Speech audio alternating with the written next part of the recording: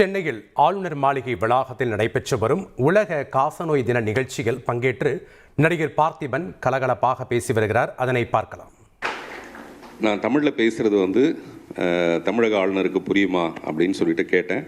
திருஞான சம்பந்தம் சார் சொன்னார், இப்போ வர வர அவர் நிறைய தமிழ் கற்றுக்கிறாரு, அவருக்கு புரியும், அதனால் நீங்கள் தைரியமாக தமிழ்லேயே பேசலான்ட்டு. அதனால தான் தமிழ் புத்தகங்கள் எல்லாமே நான் அவருக்கு கொடுத்துருக்கேன்.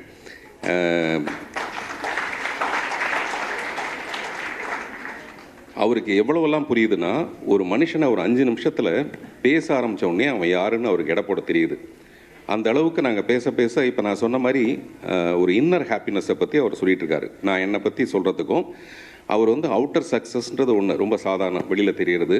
நான் ஒரு சினிமா நடிகனாகி வீடு பங்களா காரெல்லாம் வாங்கி நிறைய கோடி சம்பாதிக்கிறது ஒரு விதமான சக்ஸஸ். ஆனால் இன்னர் சக்ஸஸ்ங்கிறது எப்போவுமே நீங்கள் பிறருக்கு நாங்கள் உதவி செய்யும் போது ஏற்படுற சந்தோஷம் இருக்குது பாருங்கள், அது வெளியில் தெரியவே தெரியாது. அது ஒரு விதமான கர்வம். அது அந்த குட் ஃபேட் பேட் ஃபேட் மாதிரி குட் ஈகோ பேட் ஈகோன்னு ஒன்று இருக்குது. அதில் குட் ஈகோன்றது நான் இவ்வளோ நல்ல மனுஷன், நான் இவ்வளோ தூரம் மற்றவங்களுக்கு உதவி செய்கிறேன்றது இருக்குது பார்த்தீங்களா, அதுக்கு இணையான வேறு சந்தோஷம் நமக்கு நிச்சயமாக கிடையவே கிடையாது.